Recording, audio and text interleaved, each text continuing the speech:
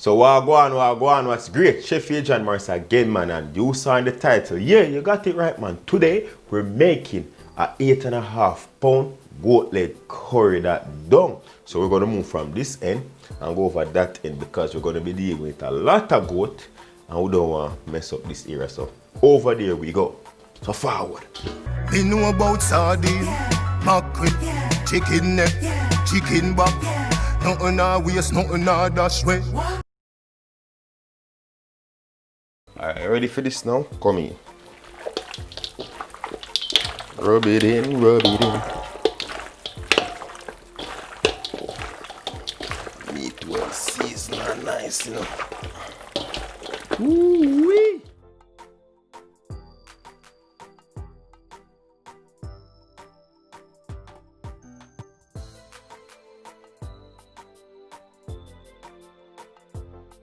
Because we won't be doing this until Saturday, we're gonna cook this on Saturday. Sunday is a party. You squeeze out all the air out the bag, but don't tie it all the way down here. Why? We're gonna flatten this. So that way, when you remove it from the freezer to thaw out, you don't have like a big bulgy bag. So once you flatten it out, when you take it out of the freezer, everything will thaw easily, right? And we're gonna be marinating this for 5 days. Day 4. So we're working with a large amount of goat. I have a pot. I have a Dutch pot here heated. Gonna add a little bit of olive oil. You can use any oil that you have. Olive oil is the one that I have. I'm gonna add some in the one at the back here. So I'm using 2 burners, right? Because I don't want to add both of them in one pot. And here goes my curry. It is somewhat thawed out, and as I explained in the previous video, it's good to have it like this. So even if it's not fully thawed out, then you know it breaks apart easily like that. You see that?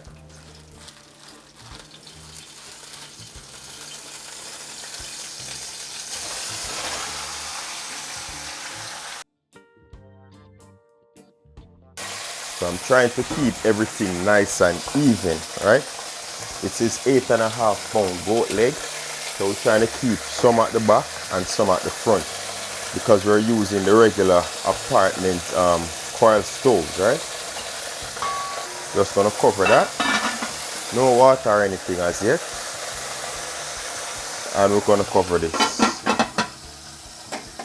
Both of them on medium heat. What will happen now? The ice will melt and then produce some form of liquid in there. And then from there we can know how much liquid we need to add to this. Just gonna leave that for about 5 or so minutes.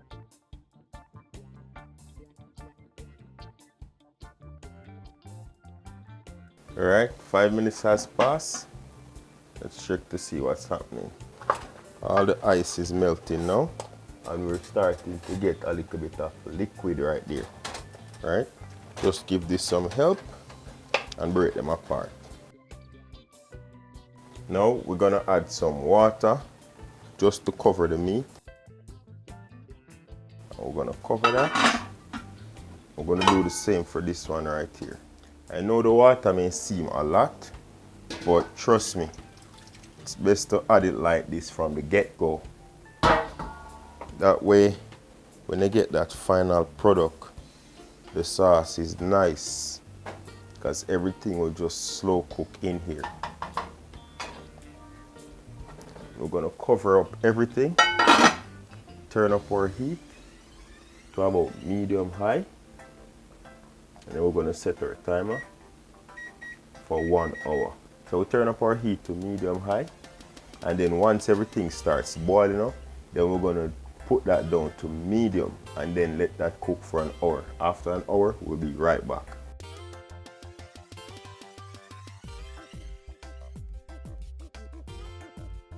Okay, so it's been an hour now. Just cancel that out and see what we're working with here. So at this stage now, when we look at this, it's been cooking for an hour.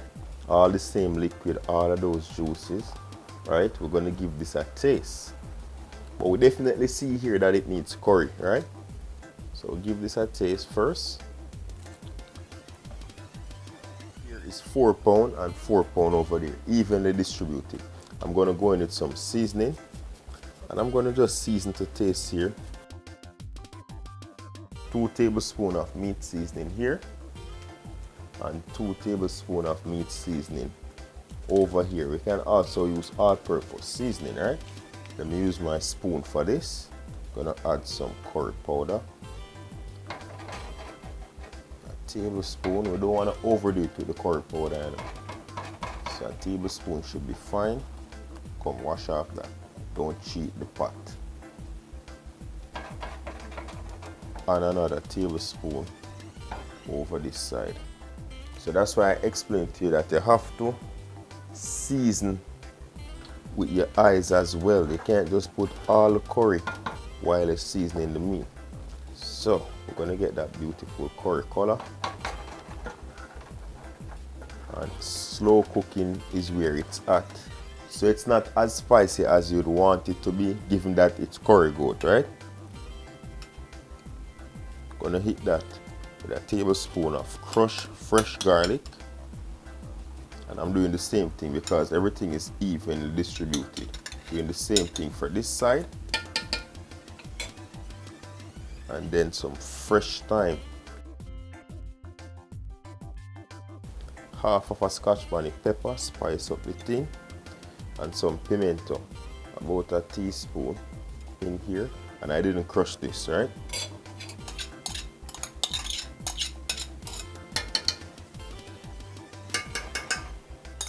Some fresh ground black pepper. I'm gonna gently mix that in. You see how the color change immensely. Look at that beautiful color. All right. And I can smell it, the flavor is already up there. We don't want to wait until this is fully cooked before we season. So we season like an hour in, right? Get a little curry splash up on my stove, but I'll clean that after. Yeah. Mix that in to get all of them flavors working for us and not against us. So I'm going to turn that up now to medium high, just to allow it to come to a boil. Then we're going to cover that, lower the heat to medium, and then cook it for another hour.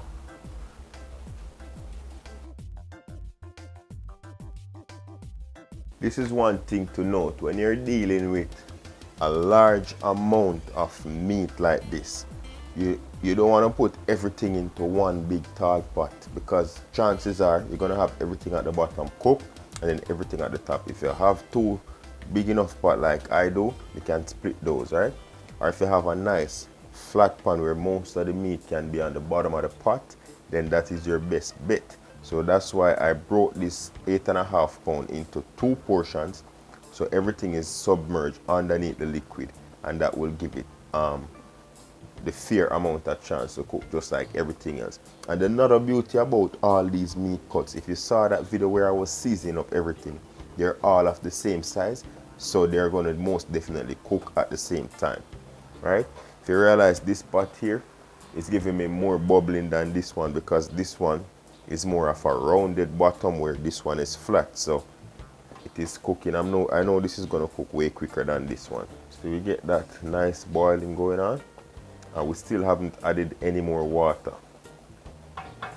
And if I should say how much liquid I added, I would say for the 4 pound I added about 6 cups of water, and that was the only set. So because I turned this down on very low heat, so I didn't have to add any more water, right? And this is going to just reduce nicely into a beautiful sauce. I'm just going to cover that up now and allow everything. Turn that down now. On my stove, 3.5, my best bet. Same thing for over here. And then set our timer again for 1 more hour.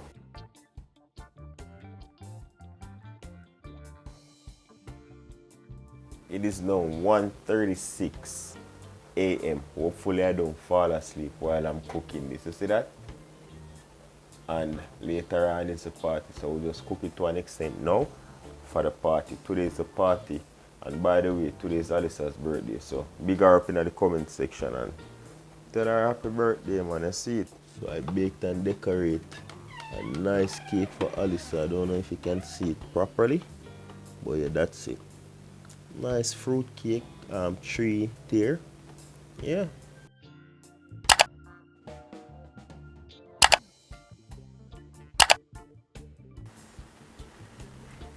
So it's after 3 in the morning. I was still cooking, turn it down on low heat. And I'm just gonna turn it down very low.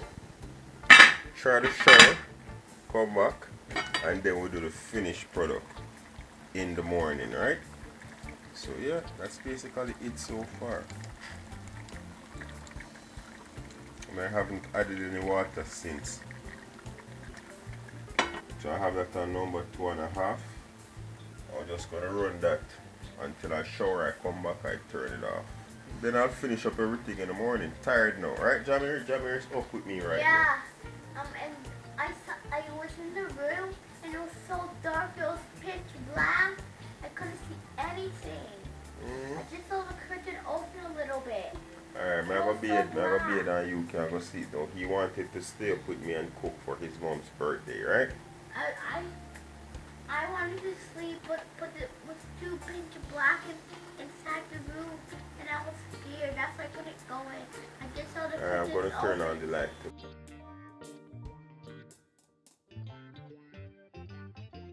Okay, so it's been a few hours. I got some sleep in. I cooked both of them separately to go, and then I put everything in one pot now. Everything has cooled down. What I did before off camera, I pushed majority of the goat to the side, as you can see right there, and what we're left with is mostly oil. Now this is where the important part comes in. When you're making goat, if you realize some goats look very oily while some of them look a bit muddy, if that's a good explanation for the sauce. So we don't want that to happen, so we're going to remove a bit of this oil, and this is the natural oil that came off the goat. What you don't want to take away is this bit right here. See that bit right there? I want to preserve that. That's all the flavor. So let's take off a little bit of that oil like this, gently. So the goat one is that oily. The key is not to take too much off, because if you take too much off, that's going to result in a very muddy looking sauce. We need a nice, smooth, silky sauce. So we take off a decent amount. Leave all of this to the side. In case we need it, we'll just scoop a little bit of pudding so that we don't have that muddy looking sauce we spoke about earlier. So what we want to do now, I'm going to turn on back my heat up to full blast. Bring everything down. Mix it back in. Meat is nice and tender at this point. Grab myself a tongue, and in the meantime, remove these thyme sticks that we got all the flavor from. So that when we're presenting the food, people don't have to do this to remove all of this from their food, right? Then I have here some small potatoes that I went ahead and cut, and this is in about a cup of water. I'm gonna add that to it, because most people I know love potatoes in their curry, and we put this in the very last minute. So this here, most of this here was cooking for 2.5 hours. So we're going to give it another half an hour. That will cook these potatoes nicely, as well as that half an hour will just bring everything together, you know.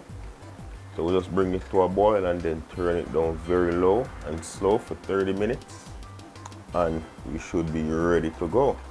So once these potatoes cook, what they'll do, they'll release a bit of starch, and that will help to thicken the gravy, and you won't see majority of this oil that we have right here. And even if we do, we can always do the same thing. Take one of that ladle or anything you have to remove the excess oil as shown before. So we don't want this to boil up too much because it's high, and we don't want it to boil over. Speaking of high, I see here where I can take a bit more of that oil from the top. You see all of that oil now? Seep to the top. Yeah. And that's how you have to definitely do it when you're cooking for a large group of people. The more of this stuff you cook, the more oil it produces. And you don't want, when you go out at a function, a wedding, a party, etc., people are having their lips looking like they have permanent lip gloss after eating your curry. So what we're going to do at this point, add 1 white onion to this. Alright, onion is in. Mix that in. And let that be your guide to some beautiful end flavor. And we should be golden after 30 minutes.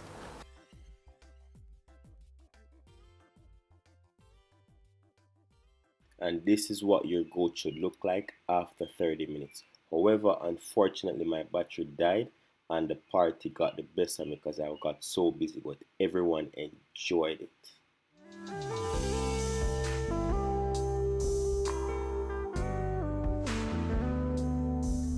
Some nice thick gravy on there.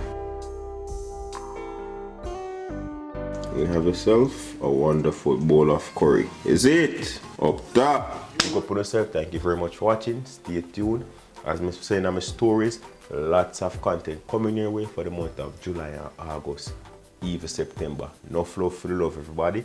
Until next time, safe travel upon the gravel and go and big up on yourself.